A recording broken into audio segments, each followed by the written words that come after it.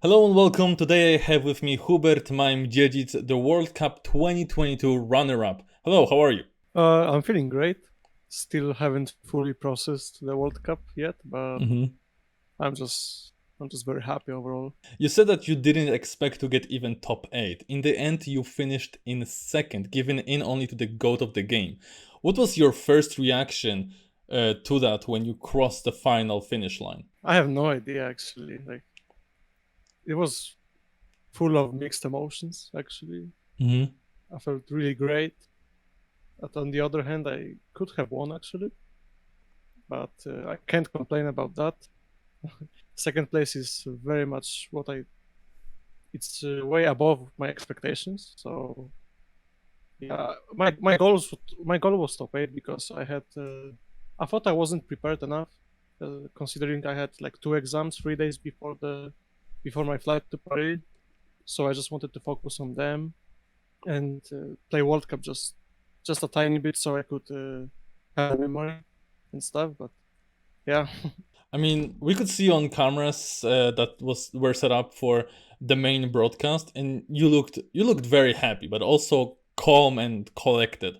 I was just curious if you would pop off and start screaming if you actually won the event, or are you just overall just calm and collected, or was it maybe influenced by that you almost that you could have won that and unfortunately didn't? nah, I don't think I would scream. hmm I would be very happy, of course, but no, I'm not that type of guy. I think hmm I'm pretty calm on stage, which was kind of surprising for me. It's the complete opposite of what I'm doing while playing online. I mean, watching you play was really a pleasure. You came in hot in the first day, but on the second day, you just um, you just decided to make it a little bit more spicy for the viewers. I would say. What happened in day two that made you put yourself in a position a lot of the time where you needed to make those comebacks to take those first and second places? Ooh, it was just lack of focus, I guess. My day one was very great, but day two started. I think I started with a win, but then I got third place, which was the only third place I've got. I think it was overall a bad match. I just made so many mistakes every single round. It just snowballed all the way. It happens. That's why we had like 8 matches. Everyone can have a worse match unless you hmm call.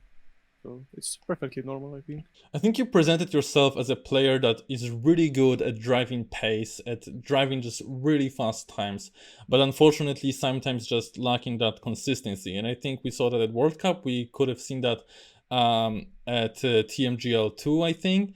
That came up during the group stage, but I think the most predominantly in the playoffs. Where do you think that problem comes from, and how do you think you can improve on that?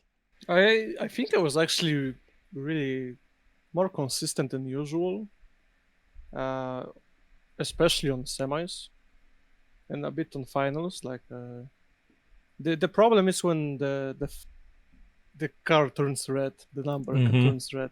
That's where the problem starts for me. Like it's 10 times harder to finish around with that on first place. I don't know. It's just a mental thing, I guess. I don't know. Can't really battle that. It's what you get used to, and I'll just try to focus as much as I can.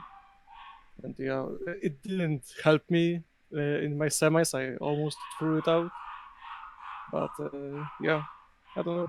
Mada saying the same thing to me that the red numbers, the red F next to your name is just an insane barrier that is just put in front of you, and it's insanely hard to just get through to the first place on that.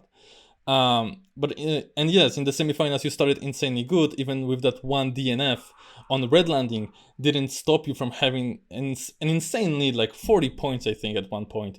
What were you thinking at that time? Did you start to feel safe, and how did your mental change when that lead started to get smaller and smaller? Oh, I was a bit worried, but in my mind it was just to focus all the way, like no matter what. I made a mistake. It's whatever.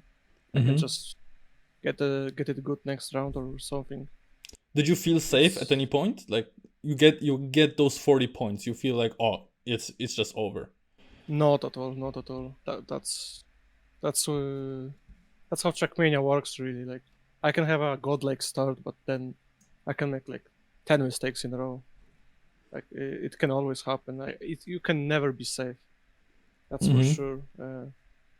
That's why I was just full focused all the way, no matter how big the lead was or how behind I am. Like, it's always the same for me.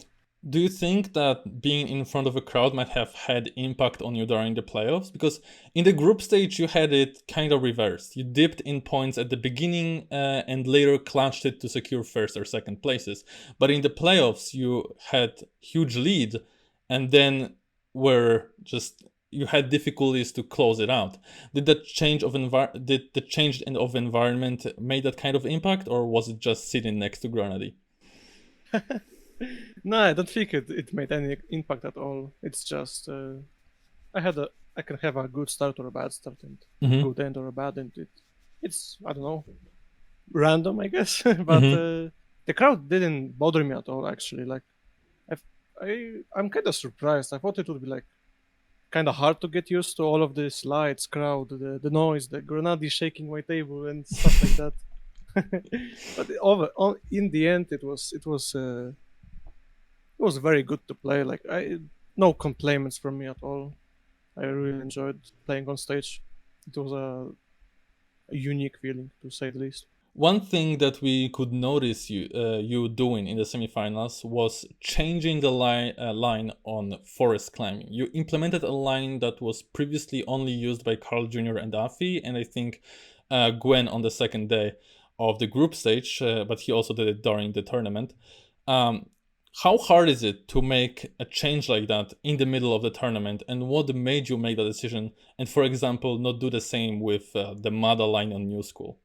Uh, I could have changed the line on day two as well, but I thought I'm good enough on the map, so it wasn't really a big deal to change the line, and I thought it would be way harder than it actually was. Like, I tried on the warm up before the semis, and after like 5 to 10 minutes, it was like perfectly ready for me. Mm-hmm. So it wasn't that hard actually. It was way easier than I thought, and yeah, the line was faster. But on the new school, it's kind of different because the when you go high on the plastic, you have way more exit speed, and then the speed snowballs into the drift and etc. And it kind of ruins the memory, the muscle Mm-hmm. memory. And it wasn't really that super faster as well, so I just stick to my line and thought it should be good enough. The change of line gave you a clean sweep on this map during the semifinals. It allowed you to have that insane lead. And when I was watching that, it just gave me that feeling like of a future GOAT. And because only Carl Jr. had those kind of huge leads in his matches, in his lobbies. And I got the same feeling when you were fighting him for the first place in the grand finals. Also, when I had an interview with Spam before the World Cup, he said that in the upcoming years you might become the next Punk, the next Carl Jr. And I know that it often is very unfair. It is unfair to compare the rookies to the greatest players in the given game. But I just want to ask you, how do you feel about being compared to such a level of gameplay? I mean, I don't know. It's nice, I guess. Mm-hmm. I mean, I think you can't really compare anyone. Everyone has its own like play style and stuff like that. Everyone is different, but well, I'm glad people are comparing me to Colin Park. Maybe I can accomplish something in the future, like a world champion title, coping. But yeah, Does it put any pressure on you? not really. No. So it's just fun to be called the next goat, upcoming goat. I guess for now. That's great. But what are your aspirations then? You have shown that you have a potential for a world champion. So what are your goals for the next season? The next World Cup? The next season, like TMGL, maybe even Oh Meloy. well, Like, what are you aiming for the next I year? mean to do my best, obviously. Mm-hmm. Uh, yeah, I just want to do my best, and I'll be satisfied with it no matter what. Thank you very much for the interview. Do you have any short message for your fans and the viewers? Mimke. Is that all? I think so. Just thank you everyone for supporting. Obviously, it was very nice to read all those messages as well, and just super grateful to everyone. And to all the viewers, you can find all the links to Mime's socials in the description. Thank you very much for watching, and if you enjoyed, I invite you to leave a like and subscribe for more interviews in the future. Thank you very much.